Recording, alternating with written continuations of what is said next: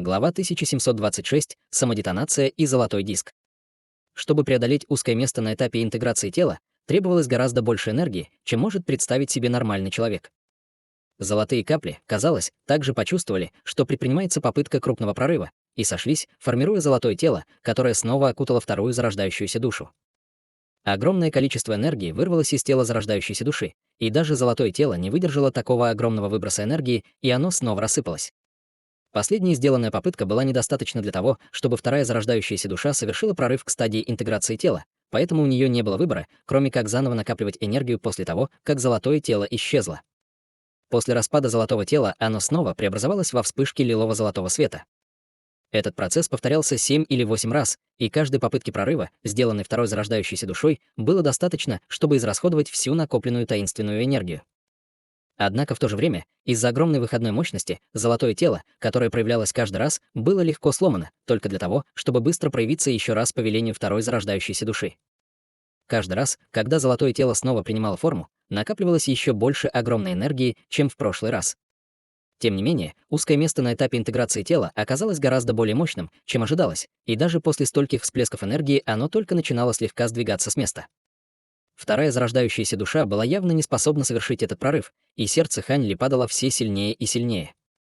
В этот момент он также достиг вершины поздней стадии пространственного закаливания, и холодная энергия начала пробиваться через его меридианы, вызывая ощущение легкого припухлости. Хань Ли был чрезвычайно встревожен этим нарастающим развитием событий, но из-за агонии, от которой он в настоящее время страдает, он был в состоянии лишь едва удерживать клочок сознания, но он не мог делать никаких ручных печатей или вызывать какие-либо сокровища. Таким образом, несмотря на его обширный набор могущественных способностей и сокровищ, он не мог использовать ни одной из них в своих интересах. Тем временем Золотой Вихрь продолжал изгонять белый столб света, сила которого нисколько не ослабевала. Хань Ли почувствовал, как таинственная энергия быстро растет в его меридианах, и его лицо стало смертельно бледным. Он знал, что каким бы мощным ни было его тело, оно не могло сравниться с мощью его золотой проекции тела. Даже золотое тело легко разрушалось всплесками энергии во время попытки прорыва второй зарождающейся души. Не было никакого способа, чтобы его тело могло противостоять этой силе. Энергия в столпе света была действительно чрезвычайно мощной, но также слишком агрессивной и властной. Это чувство полного и абсолютного бессилия было тем, чего Хань Ли практически никогда не испытывал во время своего пути культивации, и даже с его сильной душевной стойкостью он начинал паниковать. Через некоторое время на тело Хань Ли был нанесен слой золотого порошка. Мало того, что он мерцал золотым светом, золотые чешуйки на его коже также значительно увеличились в размерах и начали переплетаться, образуя тусклый золотой костюм чешуйчатых доспехов. Несмотря на то, что он был чрезвычайно тонким, издалека казалось, что Хань Ли надел полный комплект золотых доспехов. Это было не что иное, как первозданные доспехи, которые появлялись, когда человек культивировал первозданное истинное дьявольское искусство до чрезвычайно высокого уровня. Комплект скрепленной брони в настоящее время не обладал какими-либо мощными способностями, а его защитная мощь составляла менее 1/1000 от небесной дьявольской брони, но этот тип скрепленной брони обладал безграничным потенциалом. Он мог развиваться по мере того, как улучшалась база культивации его владельца, и из-за того, что это было что-то, что было связано с владельцем, он был гораздо более универсальным, чем обычные доспехи. Конечно, эти первозданные доспехи не были чем-то, что должны были достичь стадии пространственного закаливания. Напротив, это была мощная способность, которая должна была проявиться только после того, как человек достиг стадии интеграции тела при культивировании первозданного истинного дьявольского искусства. Хань Ли смог проявить только неполную версию этой способности заранее из-за эффекта переполнения от огромного притока энергии. Хотя эти доспехи определенно нельзя было считать очень мощными, чем раньше он достигнет их, тем более скрытым потенциалом они будут обладать, и он сможет использовать свою истинную эссенцию, чтобы улучшить их. Это было то, что вызвало бы у Хань Ли восторг при нормальных обстоятельствах, но в нынешней ситуации он даже не взглянул на это. Его внимание в настоящее время было полностью сосредоточено на попытках придумать правдоподобный способ спастись, прежде чем он взорвется, как надутый воздушный шар. В своем отчаянии Хань Ли действительно придумал способ спастись. Если бы он мог самовзорваться за мгновение до того, как его тело взорвалось бы, он мог бы использовать силу, высвобождаемую его самовзрывом, чтобы помочь своей зарождающейся душе сбежать. Несмотря на то, что Хань Ли не мог призвать какое-либо сокровище или использовать какие-либо способности в данный момент, его тело было похоже на бомбу замедленного действия, и взорвать ее немного раньше, чем в противном случае, было бы несложно. Несмотря на то, что оба сценария завершились бы самодетонацией, коннотации были совершенно разными. Если бы он был вынужден взорваться этой таинственной энергией, он вообще не смог бы контролировать взрыв, и, скорее всего, его зарождающаяся душа была бы сметена и уничтожена. Однако, если бы он подвергся управляемой самодетонации, он смог бы до определенной степени контролировать мощность и дальность взрыва, тем самым купив своей зарождающейся душе возможность сбежать в целости и сохранности. Конечно, это было только последнее средство, от которого он воздерживался до тех пор, пока в этом не возникнет крайней необходимости. В конце концов, зарождающаяся душа без тела была фактически не более чем беззащитной уткой, которая была во власти каждого. К счастью, в его браслете для хранения было духовное тело бессмертной Зойзии, и если бы он действительно был вынужден взорваться, то единственным доступным ему выходом было бы насильственное овладение этим духовным телом. Неизвестно, действительно ли этот образ действий позволит ему сбежать живым, но у него не было другого выхода. Что касается его второй зарождающейся души, то только небесам было известно, выживет она или нет. Он даже не был уверен, сможет ли он спастись, поэтому, естественно, у него не было лишних возможностей, чтобы беспокоиться о безопасности второй зарождающейся души. Хань Ли смиренно вздохнул и сожалел о своих безрассудных действиях. Если бы он воздержался от таких опрометчивых действий, он бы не оказался в этой безвыходной ситуации. Через некоторое время вспышки острой боли пронзили все его меридианы, и он почувствовал, как будто они вот-вот разорвутся на части в любой момент. Выражение его лица менялось несколько раз подряд, и он глубоко вздохнул, прежде чем начать активировать то немногое оставшееся духовное чутье, которое у него было. Его меридианы уже были заполнены до предела чистой духовной силой, и потребовалось лишь малейшее стимулирование, чтобы она начала бурлить. Золотой свет беспорядочно вспыхивал от его тела, и только что сформировавшие первозданные доспехи начали слегка деформироваться. На его поверхности стали появляться даже белые трещины, а на лице Хань Ли появилась кривая улыбка. Он бросил взгляд на свою вторую зарождающуюся душу, которая находилась в столбе света на расстоянии, и укрепил свою решимость, приготовившись взорвать всю магическую силу в своем теле. При этом он, по сути, собирался бросить искру в горшок с раскаленным маслом, и его тело мгновенно взорвется. Однако именно в этот момент неожиданно развернулся поразительный поворот событий. Одна из рук Хань Ли внезапно стала очень горячей, как будто ее охватило палящее пламя. Его сердце немедленно забилось в ответ на это внезапное развитие событий, и его духовное чутье дрогнуло, когда он поспешно посмотрел на эту руку. В результате он был ошеломлен, увидев слабый светящийся желтый знак различия на его предплечье. Его сердце сразу же задрожало, когда он понял, что это было. Это был никто иной, как высший небесный плод, запечатанный в его руке. Прежде чем он успел придумать что-нибудь еще, желтый знак внезапно начал мигать и деформироваться. Таинственная энергия и чистая духовная сила внутри его тела немедленно устремились к знакам отличия от его меридианов в неистовстве, как если бы они нашли выход. Знак был похож на бездонную яму, которая не проявляла никакой реакции, кроме легкого мерцания, даже после поглощения такого поразительного количества духовной силы. Спустя несколько мгновений почти половина таинственной энергии в его теле была поглощена, и опасная для жизни опасность, которой он подвергался, была легко устранена. Он был в восторге от этого, и в следующее мгновение произошел еще более удивительный поворот событий. Желтый знак внезапно вспыхнул в последний раз, и на поверхности его руки появился желтый деревянный стержень. Это было не что иное, как высший небесный плод. Плод выглядел чрезвычайно возбужденным, и он только несколько раз яростно вспыхнул, прежде чем вся духовная сила и таинственная энергия в теле Хань Ли была полностью высосана. Затем высший небесный плод испустил удивительную ауру, а затем несколько раз мягко покачнулся в направлении золотого вихря в небе. Сразу после этого с одного конца плода вспыхнул зеленый свет, и из этого конца плода внезапно появилось лезвие длиной около фута. Лезвие было гладким, как зеркало, но в его центре была начертана цепочка зеленых рун, каждая из которых вспыхивала холодным светом. Это был никто иной, как высший небесный меч. Хань Ли не нужно было давать какие-либо инструкции мечу, прежде чем тот сам обнаружил большую угрозу в этом месте и резко направил свой острый клинок на золотой вихрь в небе, издав звон, отразившийся в небесах. Сразу после этого вспыхнул духовный свет, и бесчисленные темно-зеленые руны внезапно появились на поверхности лезвия меча. Затем меч несколько раз слегка задрожал, и ци ближайшего мира сильно поднялась. Бесчисленные пучки пятицветного света внезапно возникли из воздуха и в безумстве устремились к высшему небесному мечу. Меч немедленно начал светиться мерцающим светом, чистый звенящий звук также стал примерно в 2 раза громче, чем раньше, и меч нанес удар по золотому вихрю наверху. Появился луч лазурного меча, и он сиял, как вспышка небесной молнии. В следующее мгновение он достиг золотого вихря, нанеся диагональный удар. Раздался громкий грохот, и белый столб света рассекся пополам. Вспышка силы законов, которые, казалось, могли разрушить небо и землю, вырвалась из проекции меча, окутав золотой вихрь. Из водоворота тут же раздался громкий звенящий звук, после чего вспыхнул свет, и он превратился в золотой диск размером около акра. На массивном золотом диске было начертано точно такое же изображение, что и на диаграмме звездного неба на платформе, и в то же время вокруг него парили бесчисленные пятицветные руны. Один столб белого света за другим изгонялся золотым диском в безумии, отчаянно пытаясь противостоять силе законов, заключенных в проекции меча. Это явно было необычайное пространственное сокровище даже в мире истинных бессмертных, и его ценность, скорее всего, превышала ценность даже среднерангового высшего небесного сокровища, но его сильная сторона явно не заключалась в его защитной силе, так как же он мог выдержать атаку? Неужели он мог нарушать законы мироздания? В считанные секунды все белые столбы света были полностью уничтожены силой законов мироздания, а окружающее пространство искривилось, и проекция лазурного меча ударила по золотому диску.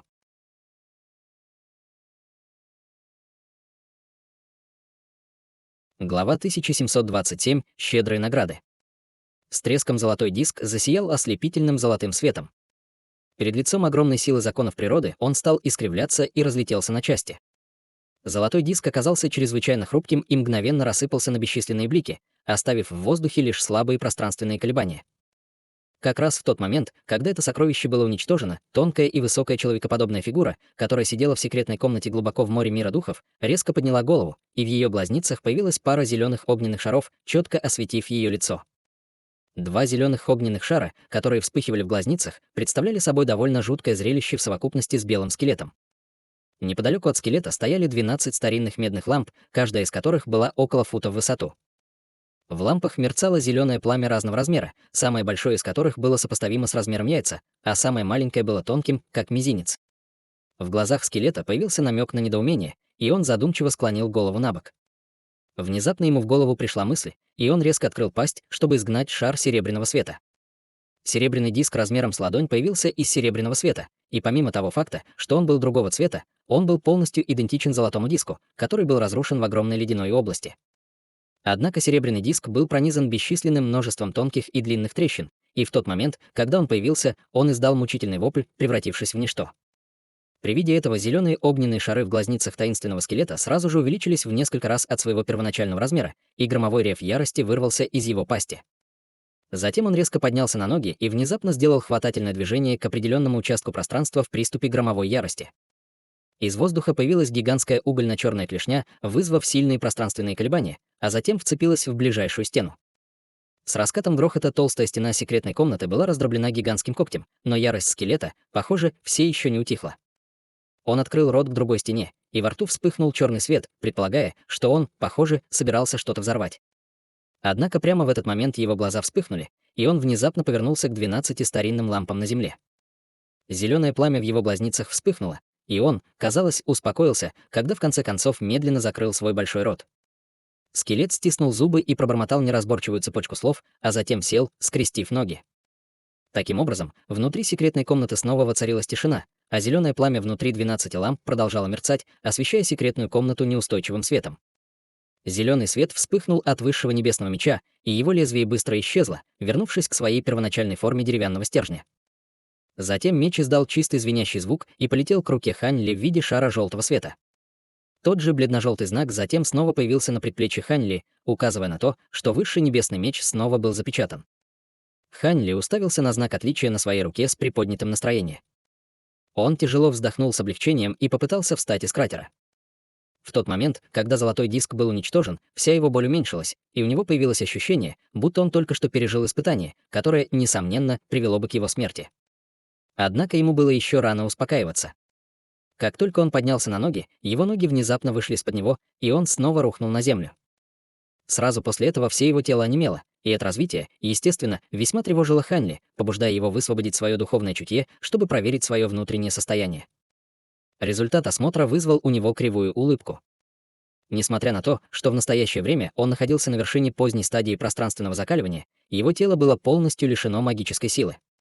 Было совершенно ясно, что, хотя этот удар высшего небесного меча был разрушительно мощным, он также иссушил всю духовную силу в его теле. Вдобавок ко всему, он также полностью поглотил всю таинственную энергию, которая текла в его тело. В противном случае, без этой дополнительной энергии, у него не было бы возможности нанести этот удар высшим небесным мечом. К счастью, только его магическая сила в настоящее время была полностью истощена, все остальное осталось в основном нетронутым, так что ему уже очень повезло. Однако его меридианы были повреждены чрезмерным притоком энергии ранее, и теперь, когда его энергия и магическая сила были полностью истощены. Однако Хань Ли это не беспокоило. Обладая мощными способностями к самовосстановлению, он сможет легко оправиться от этого. Однако серьезное истощение магической силы было чем-то, от чего требовалось время, чтобы оправиться. В любом случае, в целом он все еще был чрезвычайно доволен. Он был уверен, что отличается от других культиваторов, и что это только вопрос времени, когда он достигнет поздней стадии пространственного закаливания с помощью своих таблеток парящего дракона и других таблеток, но быстрый прогресс, которого он добился сегодня, имел спас его около 500 или, возможно, даже 1000 лет изнурительной культивации. Это, естественно, было для него чрезвычайно удачным событием. Помня об этом, на лице Хань Ли появилась слабая улыбка, и он бросил взгляд в центр высокой платформы. Там золотое тело парило в воздухе, а также сидело, скрестив ноги и закрыв 6 глаз. Благодаря духовной связи между его первичной и второй зарождающейся душой, он сразу смог определить, что его вторая зарождающаяся душа в полном порядке. Она просто консолидировала свою нынешнюю базу культивации изо всех сил после того, как сделала так много прорывов в быстрой последовательности. В противном случае, если он не будет осторожен, его основа для культивации может немедленно упасть на ступень или две. Более того, он смог пережить только эту быструю череду прорывов, поскольку Хань Ли сам был культиватором стадии пространственного закаливания. В противном случае, если бы вторая зарождающаяся душа действительно была только существом на стадии зарождающейся души, тогда просто реакция внутренних демонов, вызванная огромным несоответствием базы культивации, мгновенно свела бы ее с ума и привела бы к ее смерти. Даже в этом случае вторая зарождающаяся душа определенно не годится для борьбы с кем-либо за короткое время. Без более чем 10 лет медитации внутренние демоны потенциально могли бы появиться в любое время, чтобы дестабилизировать его основу для культивации. Однако самым примечательным для Хань Ли было текущее состояние первозданного золотого тела. После того, как он несколько раз разрушался и очищался этой таинственной энергией, на его теле появилось бесчисленное количество лилово-золотых рун, а аура, которую он испускал, была более чем вдвое мощнее, чем была в прошлом. Первозданное золотое тело было чрезвычайно могущественным с самого начала, а теперь, когда его силы увеличились более чем вдвое, оно, естественно, превратилось в чрезвычайно устрашающую силу, с которой нужно считаться. Это было неожиданным приятным сюрпризом для Хань Ли, и хотя он изо всех сил старался сохранять спокойствие, он не мог предотвратить появление слабой улыбки на его лице. Примерно через 2 часа Хань Ли сел, скрестив ноги. Повреждения, нанесенные его меридианом, уже в значительной степени зажили, и он перевернул руку, чтобы вызвать несколько пузырьков с лекарствами разного цвета, затем вытащил несколько таблеток, источавших ароматные лекарственные ароматы, и принял их все разом. Затем пузырьки с лекарствами исчезли и были заменены парой чрезвычайно ярких зеленых кристаллов. Хань Ли немедленно закрыл глаза и начал поглощать чистую духовную ци из этих духовных камней высшего качества так быстро, как только мог с помощью этих таблеток. Не так давно Хань Ли хотел изгнать всю духовную силу из своего тела, которая угрожала взорвать его. Однако теперь, когда у него действительно не осталось духовной силы, он был вынужден снова понемногу накапливать ее. Хань Ли потерял дар речи из-за этой череды событий. Время пролетело незаметно, полдня пролетело незаметно. Хань Ли резко открыл глаза, и в них вспыхнула вспышка света, указывающая на то, что он, похоже, частично восстановил свою магическую силу. Его брови слегка нахмурились, когда он медленно поднялся на ноги, и благодаря сделанным им открытиям его тела теперь могло удерживать гораздо больше магической силы, чем в прошлом.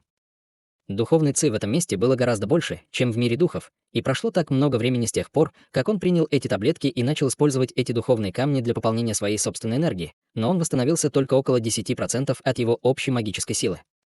Конечно, эти так называемые 10% были сопоставимы почти с половиной магической силы, которой он когда-то обладал до своих открытий. Однако в нынешней ситуации Хань Ли, естественно, не мог просто медитировать несколько дней и тратить так много времени. После того, как он почувствовал, что у него накопилось достаточно энергии, чтобы защитить себя, он сразу же снова начал действовать. Однако он не вышел через сломанные ворота. Вместо этого он направился к центру каменной платформы. Самое драгоценное сокровище здесь, этот золотой диск, было уничтожено, но все остальные сокровища все еще соблазняли его, и он планировал забрать их все. Этот зеленый стул, который он сейчас оценивал, естественно, был одним из тех сокровищ. Стул взаимодействовал с золотым диском наверху, и это было явно необыкновенное сокровище само по себе. Хань Ли провел рукавом по воздуху, и сразу же вспыхнула волна лазурного света, после чего стул исчез в мгновение ока. После этого он окинул взглядом себя, а затем внезапно появился перед одной из марионеток в броне. По сравнению с креслом-призраком, Хань Ли больше интересовался этими куклами. После разрушения золотого диска марионетки вернулись в свое первоначальное неподвижное статичное состояние, но Хань Ли не смел смотреть на них сверху вниз. Раньше, когда бронированные марионетки были полностью активированы, духовное давление, которое они выпустили, было почти сравнимо с таковым на стадии интеграции тела. И если бы он мог управлять этими марионетками, чтобы они сражались за него, они были бы огромным преимуществом. Помня об этом, он высвободил свое духовное чутье, чтобы проникнуть в марионетку перед ним, но через несколько мгновений на его лице внезапно появилось странное выражение. Конструкция этой марионетки была чрезвычайно грубой, и единственное, что Хань Ли не смог идентифицировать, это странный малиновый камень, встроенный в ядро марионетки, который не был обычным духовным камнем. Он не знал, что это за странный камень, но его поверхность была гладкой, как зеркало, и он непрерывно сверкал бесчисленными тонкими золотыми нитями внутри. Духовный свет, исходящий от него, был очень слабым, и казалось, что его можно погасить в любой момент. Было совершенно ясно, что действия марионетки уже истощили большую часть энергии в странном камне. В настоящее время выяснилось, что у камня было достаточно энергии, чтобы выдержать еще одну или две атаки марионетки. Хань Ли невольно нахмурился, осматривая марионетку, но, в конце концов, он все же взмахнул рукавом, пытаясь убрать марионетку во вспышке зеленого света.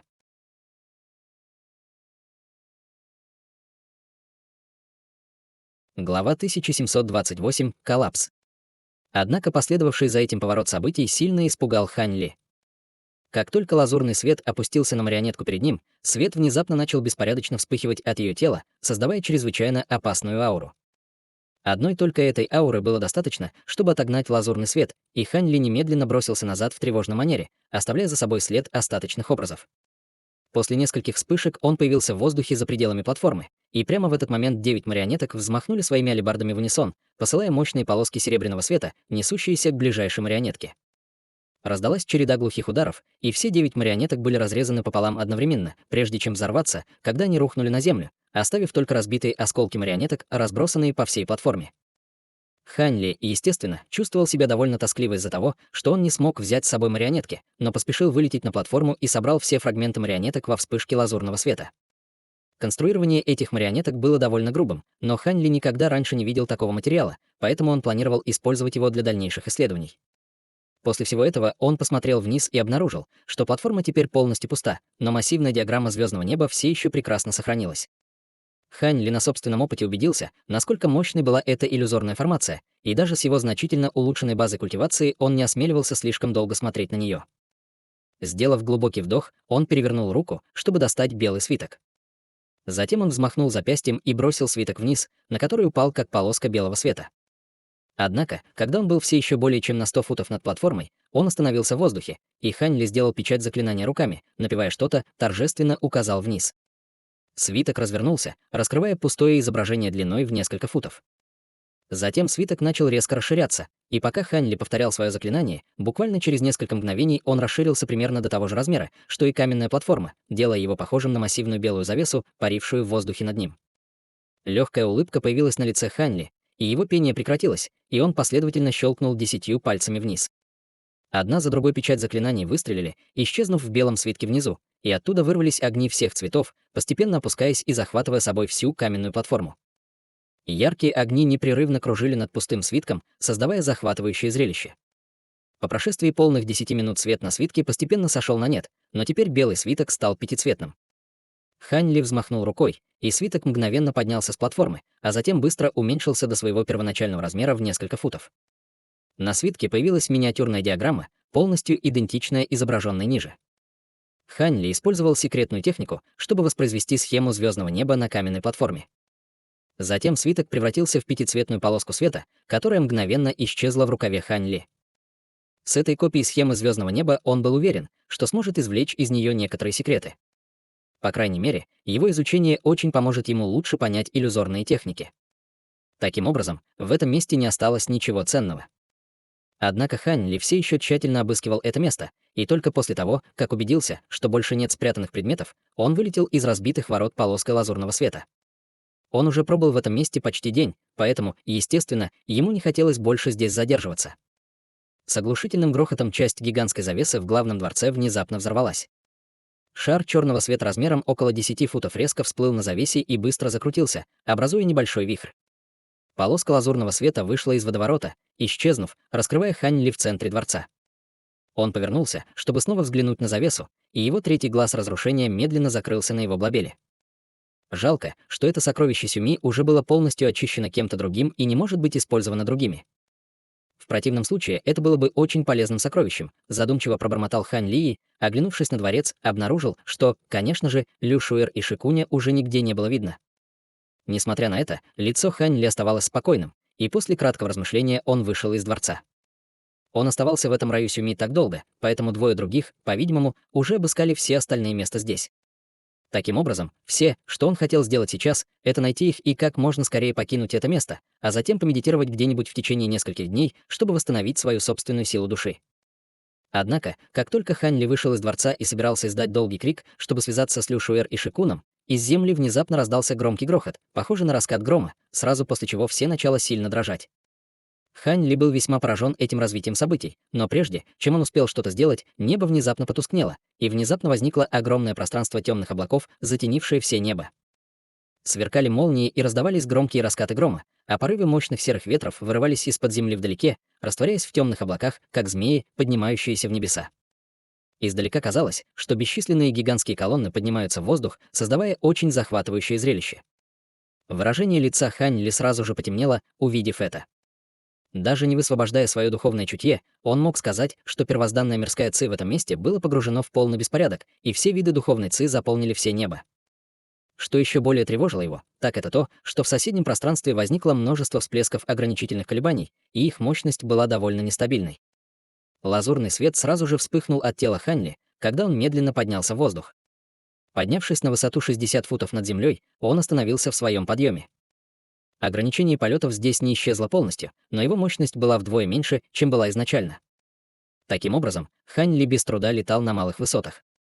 Прямо в этот момент земля начала сильно дрожать, и над главным дворцом позади него начал появляться слой пурпурного света, а затем его яркость стала чрезвычайно беспорядочной. Шар желтого света внезапно вырвался из крыши одного здания среди группы павильонов за главным дворцом и устремился прямо к главному дворцу. В то же время полоска белого света также полетела в сторону главного дворца из одного из боковых дворцов. Это были никто иной, как Лю Шуэр и Шикун, и у них обоих были встревоженные лица, явно застигнутые врасплох этим внезапным развитием событий. Веки Хань Ли слегка дернулись, и он, не колеблясь, полетел к площади перед главным дворцом полоской лазурного света. После нескольких вспышек он достиг горной тропы за воротами дворца, затем бросился вниз по ступеням к подножию горы. Сначала он был обеспокоен тем, что всасывающая сила горной тропы по-прежнему будет мешать его усилиям спуститься с горы, но после полета более 100 футов эти опасения полностью развеялись. Возможно, это произошло из-за внезапных изменений, происходящих в этом пространстве, или, возможно, это ограничение применялось только к тем, кто взбирался на гору. В любом случае, он не встретил никаких препятствий и достиг подножия горы после нескольких вспышек. Ши Кун и Лю Шуэр также прибыли рядом с ним почти сразу после этого. Как только появился Ши Кун, он немедленно заревел в ярости и разочаровании. Что случилось? Почему это пространство внезапно выглядит так, как будто оно вот-вот разрушится? Я как раз собирался заполучить могущественное сокровище. Думаешь, только ты? Я только что нарушила ограничение на секретную комнату и собиралась войти в нее, отрезала Лю Шуэр. Ни один из них, похоже, явно не возлагал вину на кого-либо, но они оба повернулись, чтобы посмотреть на Хань Ли в унисон. Вы думаете, я как-то причастен к этому? Я только что вышел из этого пространства. Как я мог сделать что-нибудь, что могло привести к такой ситуации? Выражение лица Хань Ли потемнело, и он определенно не собирался брать на себя вину за это. Но давай обсудим это после того, как выберемся отсюда. Если мы не покинем это место, мы все умрем, как только пространство рухнет. Ши Кун собирался сказать что-то еще, но Лю Шуэр вмешалась, чтобы прервать его, и он немедленно замолчал. Хань Ли, естественно, тоже не собирался ничего говорить, и все трое поднялись в воздух, как полоски света. Теперь, когда все трое летели вместе, скорость их полета увеличилась примерно в 2 раза, и они достигли каменной платформы поблизости, на которой стояла формация телепортации. Трое из них одновременно бросились в строение телепортации, на что Хань Ли поднял руку, чтобы наложить печать заклинания к краю формации. Формация издала слабый жужжащий звук и вспышку яркого белого света, после чего трио Хань Ли мгновенно полностью погрузилось в белый свет. После того, как жужжащий звук утих и свет погас, телепортационная формация также исчезла. Полоска лазурного света поднялась на десятки тысяч футов в воздух, после чего внезапно появился Хань Ли. Лю Шуэр и Ши Кун также появились в пределах 200 футов от него, и никто из них ничего не сказал, пока они пристально смотрели вниз на массивную световую дыру внизу.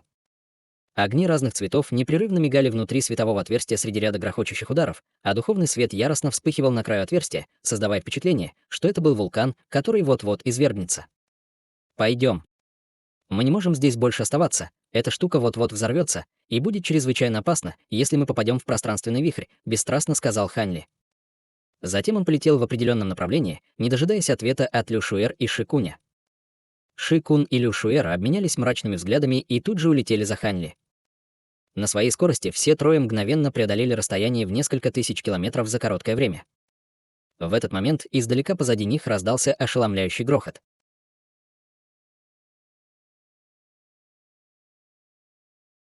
Глава 1729. Преследование. Огромное количество духовной ци быстро сжималось, а затем яростно взрывалось, высвобождая огромное духовное давление, которое почти мгновенно разорвало на части формации, которые трио Хань Ли установило вокруг входа в ограничение. Массивный столб ветра вырвался из земли, а затем распространился во всех направлениях, посылая ураганные ветры, пронесшиеся по окружающей местности с радиусом в несколько километров. В то же время произошли мощные пространственные колебания, и хотя трио Хань Ли было уже далеко от места действия, но они все еще могли ясно ощущать разрушительную ауру в этом направлении. Выражения их лиц слегка изменились в унисон, и они поняли, что если бы они сбежали с места происшествия чуть медленнее, чем они, у них могло бы быть много неприятностей. Черт!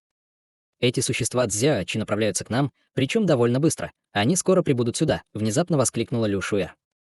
Хань Ли, казалось, тоже что-то почувствовал, и на его лице появилось серьезное выражение. Они действительно обнаружили нас и используют секретные методы, чтобы выследить нас. Мы не можем больше здесь оставаться, мы должны разделиться и немедленно бежать. Эти существа Цзяочи оставались здесь так долго, поэтому они, должно быть, замышляют что-то грандиозное, возможно, не будут нас преследовать, и если мы сбежим. Видя, что все они заполучили сокровища, ради которых они прибыли в огромную ледяную область, все трое в любом случае планировали пойти разными путями, поэтому ни один из них не возражал против предложения Хань Ли. В таком случае я ушел. Ши Кун сложил кулак в знак прощания и улетел вдаль в виде полоски желтого света. Увидимся снова в облачном городе через несколько месяцев, брат Хань, попрощалась с ним Лю Шуэр со слабой улыбкой на лице. Затем она провела рукавом по воздуху и вызвала серебряное каноэ размером с ладонь, которое в мгновение ока увеличилось до 10 футов в длину. Она осторожно ступила на каноэ, и во вспышке пространственных колебаний из воздуха появился шар пятицветного духовного света, бросившийся в руки Лю Шуэр. Это был никто иной, как маленький крылатый леопард. После того, как Лю Шуэр вернула своего духовного зверя, она больше не колебалась. Серебряный свет вспыхнул от каноэ под ее ногами, и оно, мелькнув в нескольких сотнях футов от нее, продолжило улетать вдаль. Веки Хань Ли дернулись, увидев это, и он сделал печать заклинания рукой, после чего на его спине с раскатом грома появилась пара полупрозрачных крыльев. Он нежно взмахнул крыльями, и его тело полетело лазурно-белой нитью света. После нескольких вспышек Хань Ли преодолел расстояние в несколько тысяч футов и исчез из поля зрения. Прямо в этот момент неподалеку появилась небольшая белая змея и, исчезнув в виде световой нити, которая на мгновение остановилась, бросилась прочь на полной скорости. Вскоре после этого вдали вспыхнул духовный свет, и более 10 световых полос сошлись прямо в месте, где раньше располагалось трио Хань Ли. Полосы света рассеялись, открыв дюжину или около того существ Цзяочи, каждая в разной одежде. У молодого человека, который возглавлял группу, были золотые рога на голове, и в настоящее время у него было мрачное выражение лица. Эти люди, такие самоуверенные, раз решили сбежали. Подумать только, что они бродили поблизости и остались совершенно незамеченными нами, пока мы не задели их ограничения. Мы определенно не можем позволить им сбежать у нас из-под носа. Уйти с рук. Лен Хан, Байго, вы двое преследуете двух других вместе со всеми. Я сам буду преследовать последнего человека, проинструктировал золоторогий молодой человек сквозь стиснутые зубы. Два существа Цзяочи, мужчина и женщина, немедленно поклонились в унисон. Предоставьте это нам, посланник Шули, мы обязательно выследим наши цели. На вид мужчине было за 40, он был очень высоким и широким. Все его тело было покрыто плотной чешуей, а на голове у него был изогнутый синий рог. Напротив, женщина была довольно миниатюрной с множеством красивых черт лица. На ее глобеле был короткий белый рог длиной в несколько дюймов, и на ней было серебряное платье из неизвестного материала. Оба махнули рукой в сторону остальной группы, и 6 человек отделились от группы, прежде чем разделиться на группы по 3 человека. В группе все еще оставалось 4 человека, и молодой человек проинструктировал. Вы все также можете пойти с господином даосистом Леном и госпожой Бай, со мной все будет хорошо. 4 оставшихся существа Цзяочи слегка дрогнули, услышав это, и один из них нерешительно начал: «Но, уважаемый посланник». Ты забыл, что за сокровище я ношу? Кроме того, даже если я не использую высший небесный святой артефакт, ты думаешь, я не смогу позаботиться о простом существе высшей расы?» Холодно и неумолимо хмыкнул молодой человек. Остальные 4 Цзяочи обменялись парой взглядов, услышав это, прежде чем решили, что это имеет смысл, и они кивнули в унисон, прежде чем также разделиться на две группы по двое, чтобы присоединиться к Лен Хану и Бай Го.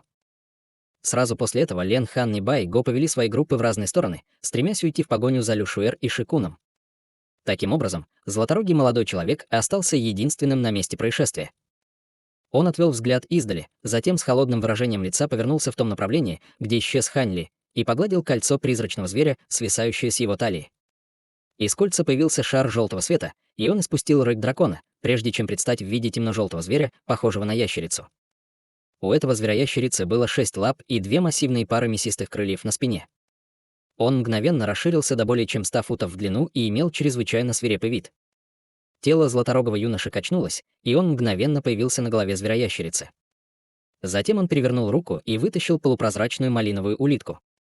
Большая часть тела духовной брюхоногой улитки была спрятана в ее панцире, а его щупальца также были убраны, что придавало ему довольно ленивый вид. Брови златорогого юноши слегка нахмурились, и он щелкнул пальцем по воздуху, отправив малиновую таблетку размером с горошину прямо на улитку. Улитка мгновенно стала более настороженной, и ее голова вылетела из раковины, как молния, мгновенно проглотив таблетку. Молодой человек наложил заклинание на улитку одной рукой и начал что-то напевать. Щупальца улитки немедленно потянулись в том направлении, куда бежал Хань Ли, и начали светиться ослепительным красным светом. Холодный свет промелькнул в глазах молодого человека, когда он увидел это, и он наступил ногой на зверя-ящера под ним. Вспыхнул золотой свет, и шестилапая ящерица энергично взмахнула 4 крыльями, подняв желтую песчаную бурю, которая мгновенно полностью затопила ее тело. Несколько мгновений спустя песчаная буря отступила, и зверя-ящерицу и существо Цзяочи уже нигде не было видно. Лазурно-белая нить, в которую превратился Хань Ли, летела по воздуху с невероятной скоростью, преодолевая расстояние более 50 тысяч километров в мгновение ока. Однако во время полета он постоянно проверял свое внутреннее состояние своим духовным чутьем, и его брови быстро начали слегка морщиться. Вскоре после того, как он отправился в путь, он почувствовал, что что-то загадочное, казалось, выследило его. Все это время он пытался точно определить и удалить все, что следило за ним, но это казалось чем-то большим, чем обычная секретная техника. Таким образом, несмотря на то, как быстро он летел, он не мог избавиться от преследователя.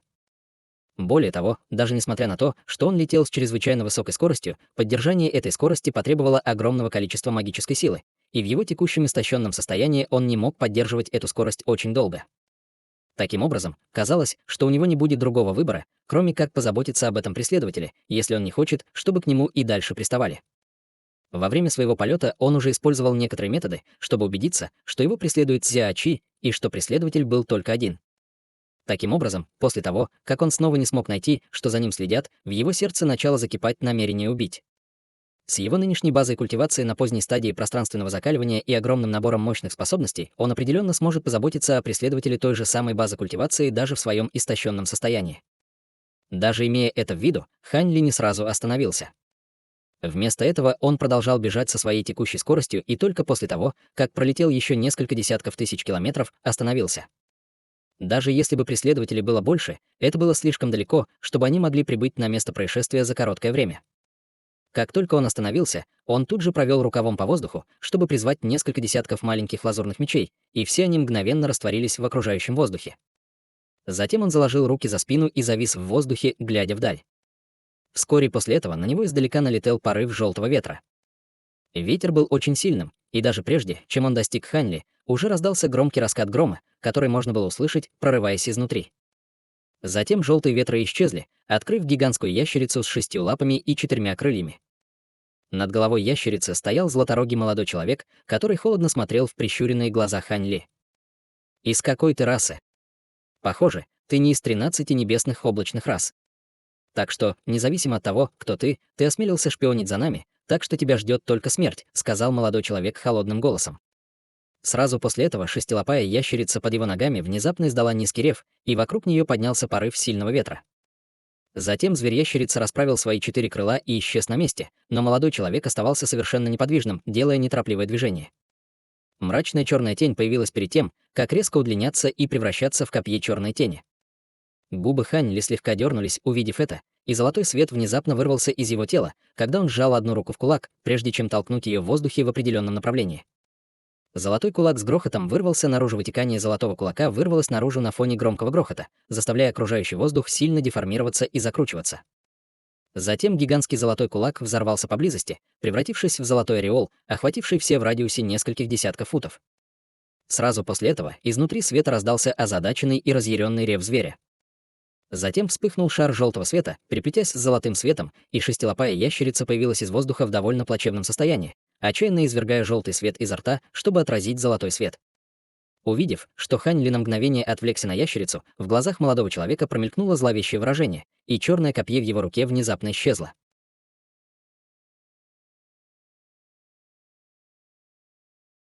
Глава 1730. Серебряный кипригель и золотое тело. В следующее мгновение черный свет вспыхнул в нескольких десятках футов перед Ханли, и черное копье внезапно появилось снова, полетев к нему полосой черного света. Однако Ханли среагировал очень быстро, и почти в тот же момент, когда появилось черное копье, он открыл рот, выстрелив золотой дугой молнии, которая поразила копье с безошибочной точностью. Он не знал, какими способностями обладало копье, но по слабому запаху крови, исходящему от него, он мог сделать вывод, что это, скорее всего, злое оружие, поэтому его божественная дьявольская молния послужила отличным противодействием. Однако сцены, которые разворачивались дальше, вызвали у Хань Ли сильное изумление. Духовный свет внезапно вспыхнул от черного копья, и он прошел через дугу освещения в виде слабой тени. Золотая дуга молнии ударила в пустое пространство и не могла ни в малейшей степени замедлить копье.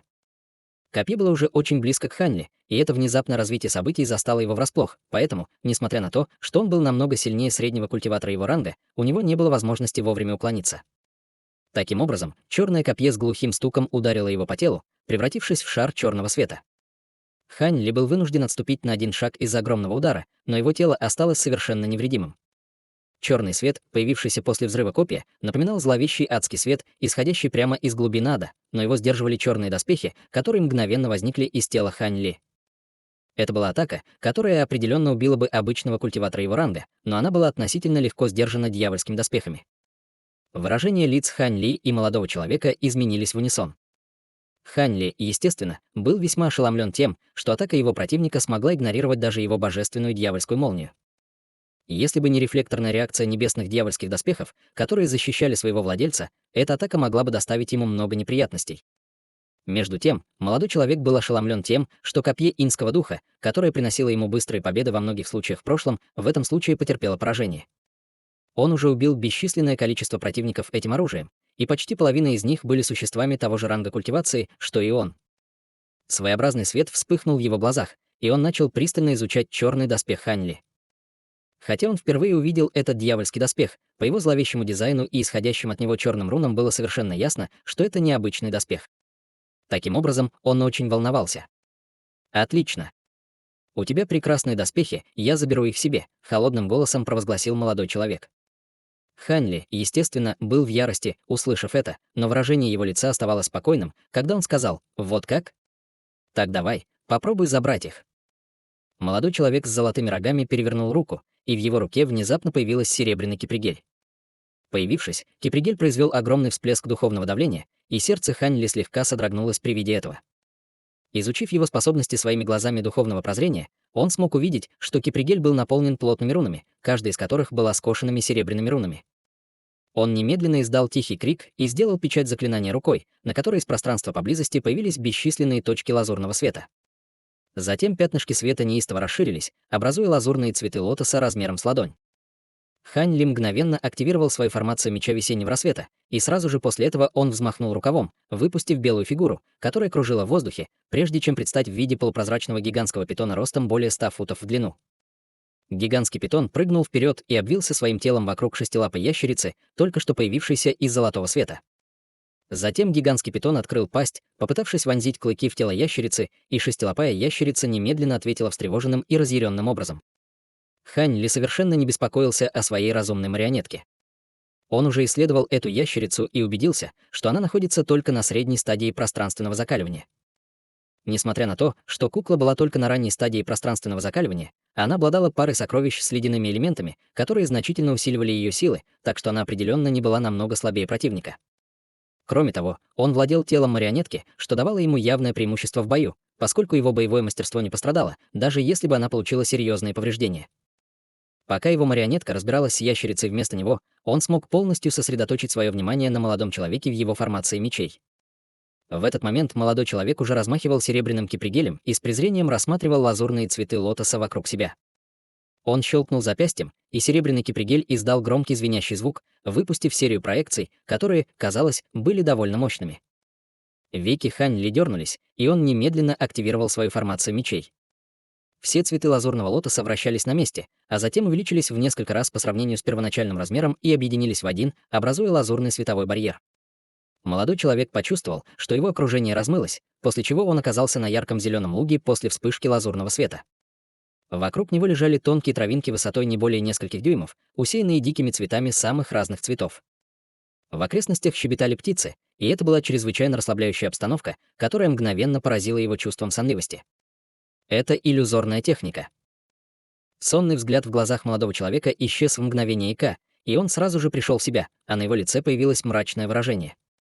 Он резко поднял свой серебряный кипригель в воздухе, и бесчисленные проекции кипригеля взлетели в мгновение ика, а затем резко слились, образуя массивный кипригель длиной в несколько десятков футов.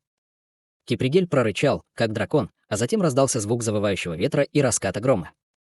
Пространство вслед за серебряным кипригелем начало искривляться, словно его вот-вот разорвут на части, а окружающее пространство разлетелось на бесчисленные фрагменты, как лазурное зеркало. Однако затем все вокруг расплылось, и молодой человек оказался в густом лесу рядом. Все окружающие деревья были очень высокими и пышными, а их кроны практически закрывали все небо. Землетрясения внезапно пробежали по земле, и все окружающие деревья внезапно повалились, обрушившись на молодого человека бесчисленными толстыми лазурными бревнами.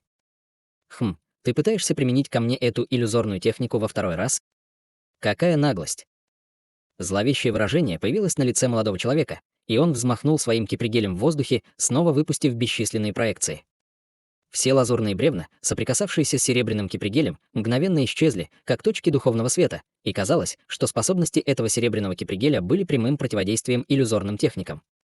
Во вспышке серебряного света бесчисленные проекции кипригеля снова сошлись воедино, формируя гигантский серебряный кипригель, и рухнули прямо на одну сторону лазурного светового барьера. В этот момент Хань Ли резко прищурился. За мгновение до того, как серебряный кипригель ударился о лазурный световой барьер, из него вырвался мерцающий свет, из-за чего смотреть прямо на него было практически невозможно. Используя этот резкий свет как дымовую завесу, серебряный кипригель внезапно разделился на две части. Проекция серебряного кипригеля, идентичная оригинальному сокровищу, осталась на своем месте, а сам он растворился в воздухе. К счастью, Хань Ли очень настороженно относился к этому существу Дзя-Чи и постоянно активировал его способность своих глаз духовного прозрения. В противном случае он, скорее всего, был бы обманут этим маневром. Проекция серебряного кипригеля жестко ударилась о лазурный световой барьер, но в то же время в нескольких десятках футов над головой Хань Ли произошла вспышка практически незаметных пространственных колебаний. Сразу после этого в воздухе появился кипригель и стал спускаться вниз совершенно бесшумно и незаметно. В мгновение эка кипригель оказался не более чем на несколько дюймов выше Хань Ли, и после одной последней вспышки из него вырвалось огромное духовное давление, и он рухнул, не предпринимая дальнейших попыток замаскироваться. Из кипригеля вырвался сияющий серебряный свет, и как раз в этот момент из макушки Хань Ли вспыхнул золотой свет, после чего из воздуха появилась золотая ладонь, испещренная пурпурными рунами. Затем золотая рука вытянулась, как молния, и в мгновение ика поймала серебряный кипригель. Кипригель вздрогнул и начал издавать пронзительный визг. Серебряный и пурпурно-золотой свет переплелись, что привело к разрушительному взрыву. Из эпицентра взрыва вырвались ударные волны, заметные невооруженным глазом, и разошлись во всех направлениях. Серебряный кипригель был окутан плотным слоем серебряного света, который непредсказуемо расширялся и извивался в попытке освободиться. Однако пальцы золотой руки были подобны неизбежным оковам, и хотя их сдерживал духовный свет, излучаемый серебряным кипригелем, они медленно сужались дюйм за дюймом. Молодой человек в формации мечей каким-то образом смог увидеть Хань Ли за иллюзорной техникой формации меча, и на его лице появилось ошеломленное и разъяренное выражение. Он немедленно издал низкий крик и сделал печать заклинания руками, указав пальцем прямо на серебряный кипригель. С раскатом грома из кипригеля вырвались дуги молнии, ударив по золотой руке. Однако рука была похожа на неприступную крепость и лишь слегка вздрагивала перед свирепыми ударами молнии. Увидев это, на лице Хань Ли появилась презрительная улыбка, и он резко взмахнул рукавом. Вспыхнул яркий золотой свет, и появилась лилово-золотая фигура около 20 футов высотой. У фигуры было 3 головы, каждая из которых была совершенно невыразительной, а также 6 рук. Это было не что иное, как проекция золотого тела Хань Ли. И не только оно было пронизано пурпурными рунами в его нынешней форме, но даже духовный свет, который оно испускало, превратился в пурпурно-золотой цвет. Золотая рука, вцепившаяся в серебряный кипригель, была ничем иным, как одной из 6 рук проекции. 2 из 3 его голов в унисон опустились, раскрыв рты, и выпустили 2 вспышки золотого света, которые смели серебряные дуги молнии, выпущенные кипригелем. Рука быстро воспользовалась этой возможностью, чтобы сжать пальцы вокруг кипригеля, и серебряный световой барьер, окружавший сокровище, был мгновенно разрушен, тем самым позволив руке действительно сомкнуться вокруг серебряной линейки. Затем одна из других рук золотого тела также вырвалась, как молния, и потерла обе руки вместе с серебряным кипригелем между ладонями. Кипригель немедленно издал мучительный вопль, и серебряный свет, который он испускал, мгновенно значительно потускнел. Затем одна из голов золотого тела открыла рот, выпустив вспышку золотого света, втянув кипригель себе в рот. Все это произошло в мгновение ика, и к тому времени, когда златорогий молодой человек осознал, что только что произошло, он уже потерял духовную связь со своим драгоценным сокровищем. Он, естественно, был сильно встревожен и взбешен этим развитием событий.